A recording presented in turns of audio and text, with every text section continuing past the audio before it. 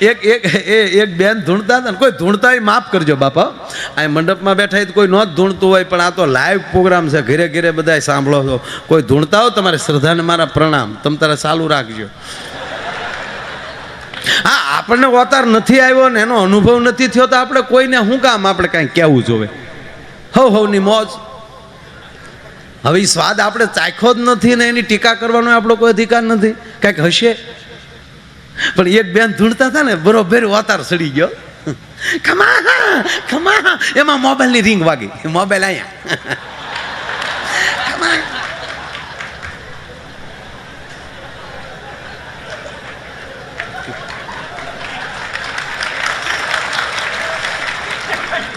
ધૂણતા ધૂણતા ઉપાડ્યો.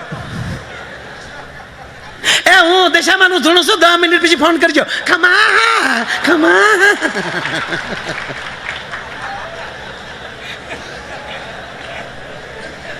આપણે એમ થાય દશામાં નહીં ફોન ઉપાડતા આવડી ગયું. કંટ્રોલ. 21મી સદી છે, એ 14 વર્ષની પૂરી થઈ જાય કાલે.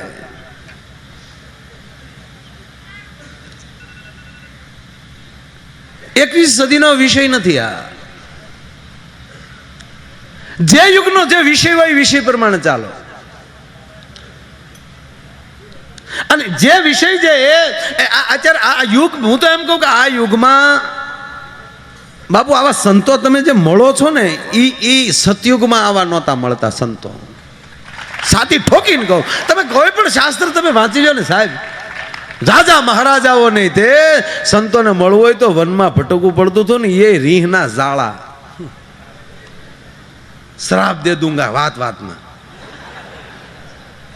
નાખોરે ડોહી રીહ લટકતી.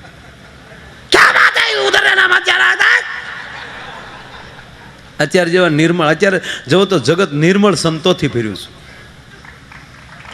અત્યારે સંતો નિર્મળ છે.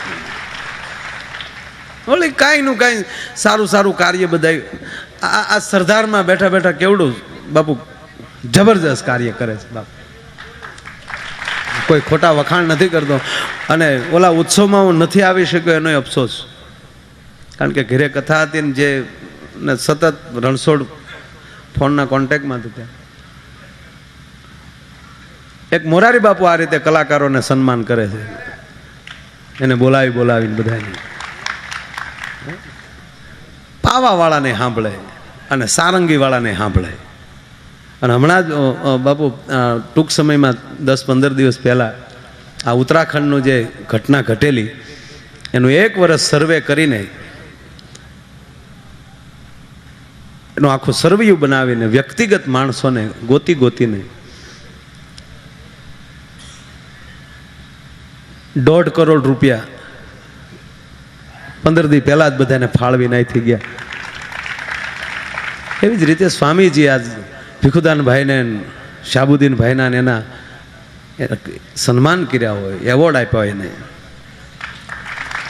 ભલે હું આયરનો દીકરો છું પણ કલાકારની તો નાતનો છું ને. અમારા મોભીઓના સન્માન ત્યાં થયા હોય કોને હરખ ન હોય ભલા મને? હે, એના જે સન્માન થતા હોય ત્યારે એમાં અમારે હાજર જ રહેવું પડે. પણ ઘરે ભાગવત કથા હતી અને ખૂબ આગ્રહ હતો. સ્વામી મને કે હેલિકોપ્ટર મોકલું. અમે હમણાં એક જગ્યાએ ગયા હતા પ્લેન લઈને પ્રોગ્રામમાં કુલુ. પછી સ્વામીજી બન્યું એવું બાપુ કે 9નું પ્લેન હતું, 9 જણા અમે હતા, 9 ઘરા. કીર્તિદાનભાઈ હતા, સાઈરામભાઈ હતા,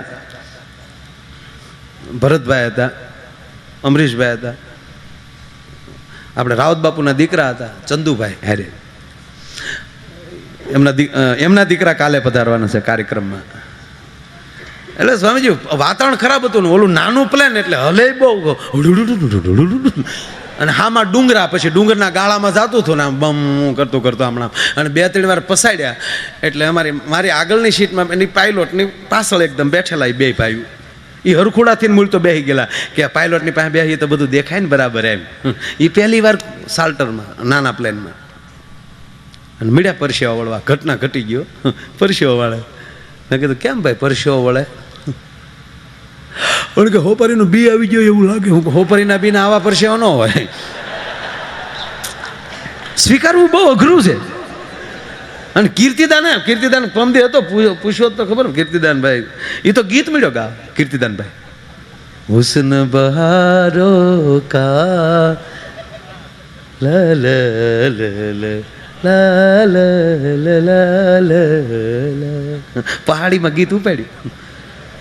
મેં કીધું બેન કરી આ ગીત નથી ગાતો, મૂળે હૈયે નો સડે. એટલે આપણે ઘણા વાડીએ પાણી રાચે વાળતા હોય અને રાચે પાણી વાળતા વાળતા રામાપીરના હેલા ગાતા, હેલો મારો સાંભળો રણુદલો રોયું, એમ માનતા નહીં કે ભક્તિનો દીકરો છે, બીક લાગે ડોહાને. એ બીતો હોય એટલે હેલા ગાતા.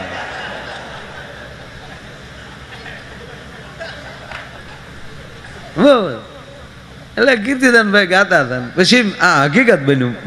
એટલે મેં પછી સ્વામીજી લોકોને કીધું, મેં પણ ખરેખર મને કે ખરેખર બીક લાગે. એ પહેલાં તો હાસો નહોતા માનતા, એટલે મેં એવું કીધું, મેં કીધું વળતા પાછું આનું આ પ્લાન છો આપણે ભાઈ. ઓલો કે તારા પેટ ના હોય વળતા બેહી તો વળતા મને કે બાય રોડ. મેં કીધું એ વધારે ખાણ્યું આવે, આ પ્લાન સારું છે કે નહીં. પછી તો બધા સ્વીકાર્યું બીક લાગે, પણ શું કામ બીવો? મને ક્યારે મરી જાય તો મરી ગયા હોય તો મેં કીધું કેવડી વાત થાય ખબર છે, આપણે ત્રણવીલિયા ટેમ્પામાં બેહતા બીવાય, પ્લેનમાં બેહતા ન બીવાય. મને કે કેમ? મેં કીધું આપણે એટલા આવડા જે મંડળ છે, 9 આ ત્રણવીલિયામાં હોય અને ત્રણવીલિયો ઊંધો પીડ્યો હોય, માની લો 9 ગુજરી ગયા, તો વધીને આપણા જિલ્લાનું સાપ હોય ને એ નોંધ લે. અકીલા કે આજ તક એ કે ટાઈમ્સ ઓફ ઇન્ડિયામાં ન આવે છકડો ઊંધો પડી ગયો એમ. કોઈ દે આવ્યા ટાઈમ્સ ઓફ ઇન્ડિયામાં કોઈ દે આવ્યું સકડાનું એક્સિડન્ટ? એ સાપાનું લેવલ હોય. અને મેં કીધું સકડા મિરાય તો ઘરના ખરખરા કરી લાયક ન આવે, હમું થા ભોઠા પડે કે અવડા મોટા માણસો હતા ને સકડામાં જતા હતા. છોકરા કે અમારા દાદા લોભીના પેટના હતા, સકડામાં જ રખડતા. મરતા તો શીખો યાર. ખીજાણો માની લો. મેં કીધું હું તો એમ કહું કે આ પ્લેન અત્યારે તૂટવું જ જોવે. આ 2 પાયલોટના પાળિયા ભલે આપણે પૂંજવા પડે, તૂટે, ઇન્ટરનેશનલ ન્યૂઝ બને, દરેક ચેનલો લાગી જાય. આપણી લક્ષ તો સમાચાર ન લે, તો બધો ભક્તિનું જ લે, પણ આજકલ ને આજ તક ને इंडिया टीवी तमाम चैनलों तुमने આવી જાય. 3 दिन से 9 आदमी इनको ढूंढ रहे हैं. गुजरात के जाने माने कलाकार एक साथ 9 आदमी साल्टर लेकर कुल्लू मनाली जा रहे थे. रास्ते में अकस्मात हुआ. देखो पहाड़ पे प्लेन कैसे टकराया, देखेंगे शाम को 10 बजे. पास हो रहा है 10 बजे आवे. 8 मिले हैं. माया आयर का कोई अभी तक पता नहीं है. क्या हुआ, कैसे हुआ?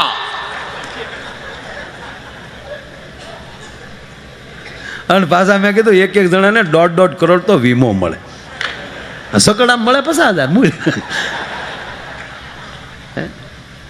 મારો કહેવાનો અર્થ આ સંતોનો સત્સંગ છે એ તમને નિર્ભય કરે છે, તમને મોતના ડરમાંથી બારા કાઢ નાખે, એનો મને ભરોસો છે સાહેબ. એ અનુભવ છે. બસ સાધુનો સત્સંગ થઈ જાય. પરીક્ષિતને 7મા દિવસે તક્ષત કરડવાનો હોય ને સુખદેવજીનો સત્સંગ થઈ જાય 7 દિવસનો, અને પછી સુખદેવ કહે કે હવે હું બેઠો છું ત્યાં સુધી તક્ષની તાકાત નથી કે અહીંયા આવી શકે. એમ તમારો સદગુરુ બેઠો ને ત્યાં સુધી મોતની તાકાત નથી તમારી પાસે આવી. એટલે સાહેબ સદગુરુની તાકાત જુદી, અંદરથી ભરોસો હોવો જોઈએ. જય પાકો ફાઈનલ છે કે નહીં હોય ને એ તો કીધા કરે ને એવું કે આપણે કરાય નહીં મરી જાઓ. હું તો ન્યા સુધીની તૈયારી કહું કે મારો સદગુરુ એમ કે થાંભલે સડી જાય ને તણે તાર પકડી લે, ન પકડી લો તો આઈના પેટનો નહીં સાહેબ. પકડી લે તણે તાર પકડી લઉં સાહેબ, અને કદાચ પકડી લઉં ને તો મને ઈ ભરોસો છે કે ન્યાલી પાવર રિટર્ન થઈ જાય, બાકી મારી બોડી સુધી પાવર ના આવી શકે. પછી ભલે 11 લાઈન હોય છે, ભરોસો છે. એટલે જ 180ની સ્પીડમાં ગાડી ચલાવું છું.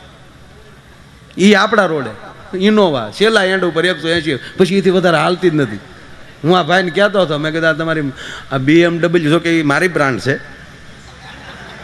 હા BMW. હા મોરારી બાપુ એમ કે મારી બ્રાન્ડ છે, બાપુ મોરારી વિકલ. અને હું એમ કહું બી એટલે ભમ્મર, મારી સરનેમ, એમ એટલે માયા. આ બધું આપણું જ છે. આપણા જ અક્ષરથી ચાલુ થાય ને આપણા અક્ષર જ પૂરું થાય. મૂળ અક્ષર મેળવતા આવડવું જોવે. એમાં દુનિયા સદગુરુના હિસાબે આપણી બધી છે જ. ખોટા ફાફા મારી. એટલે મેં કીધું કે આ BMW હાથમાં આવી હોય તો રોડ જ ન દેખાય કોઈ. અને હકીકત મારે યાર એકવાર બેઠો હોય કાંસા કાળજી ને બીજી વાર ગાડીમાં બેહે નહીં. આ પૂછો રણછોડભાઈ, કારણ કે ઓલા રોડ ઉપર સીધા પટ્ટા હોય ને થોડા, એ પટ્ટો ને સીધી લીટી જ દેખાતી સરસ. અને આગળ બેઠે એ ગયા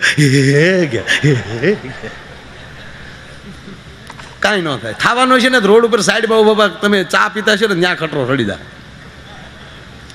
એ પાસે એમની સાઈડ થાય નહીં. હા પણ અણીનો શું કે હોવર જ જીવે. પછી હું આખું બધાને હાંકી એમ ન રાખું, હવને બ્રેક મારો ને તેવડવા એ હાંકવી પાછી. ઘણાને તો બ્રેક મારતા જ નથી, એ આ લે ફૂડું ઉધીને ફટકાડીને ઉભાવ. અને એ તમને ત્રીજી વાત એ કહી દઉં કે તમારી ડીકીની અંદર 50 કરોડ રૂપિયાનો થપ્પો મારેલો પીડ્યો હોય અને ઊંચામાં ઊંચી બ્રાન્ડની તમારી પાસે ગાડી હોય, 18 એરબેગ હોય,